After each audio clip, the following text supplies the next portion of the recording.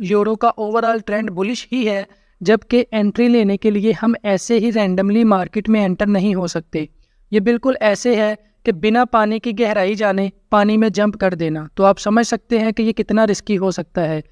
Success starts in the mind, believe in your self and your trading. Next आने वाले कुछ weeks में हम पाउंड का रिवर्सल एक्सपेक्ट कर रहे हैं, यहाँ से एटलीस्ट 1000 पिप्स डाउन साइड पे। लोग फिबोनाची पे भी काम करते हैं, तो उनके हिसाब से इस वक्त मार्केट अपने 78.6% के लेवल पे है, जिसे बहुत सारे ट्रेडर स्ट्रेटजी 786 भी कहते हैं। नेक्स्ट वीक डॉलर के कुछ मेजर न्यूज़ भी हैं जो कि काफ़ी इम्पैक्ट क्रिएट कर सकती हैं डॉलर पे।